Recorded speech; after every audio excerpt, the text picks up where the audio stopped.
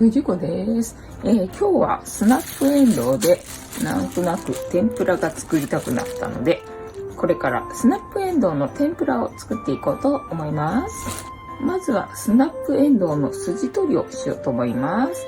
私のやり方をご説明いたしますと、お尻の方から筋を取っていきます。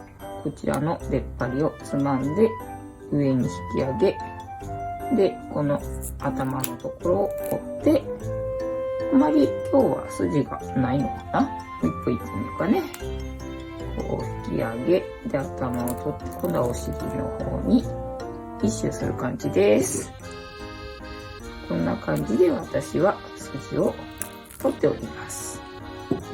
25から30本程度って感じかな。はい。で、スナップエンドウは洗ってまいりました。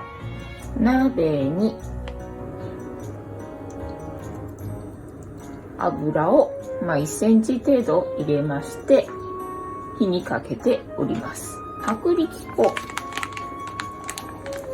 50g に水をだいたい同量入れて混ぜます。同量だと少なかったので2倍かな。衣にスナップエンドウを入れて絡めます。で、油の温度が整ったようなので160度に下げ、でちょっと弱めで長めにね揚げていきたいと思いますよ。3、4分って感じかな。揚げたので揚げていこうと思います。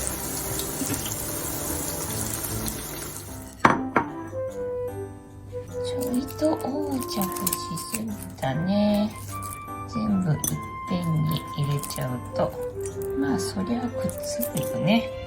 なので綺麗に仕上げたかったらいっぺんに入れずね、ちょっとずつ丁寧に揚げてあげたら良いのではないでしょうか。美味しい塩をパラパラっとかけましてね、いただいてみましょうかね。はい、いただきます。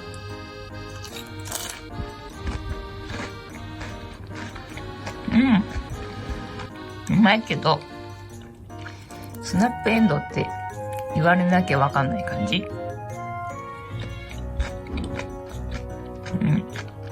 衣があんまりくっついてないやつは、スナップエンドウってわかるな。青のりとか入れて、磯辺揚げっていうの？あれにしたらいいかも。あとは無難にね、カレー粉入れて、カレー味とか。止まんないね。スナップエンドウのスナックが。スナックエンドウって感じ？パリポリした感じが嫌っていう人にはいいかもね。なんかちょっとね、もっちりした感じっていうのかな。なので、スナップエンドウの天ぷらってどんな感じなのっていう方ね、参考にしていただけたらいいんじゃないでしょうか。本日も見ていただきありがとうございました。チャンネル登録、グッドボタンよろしくお願いいたします。ではまた、バイナラー。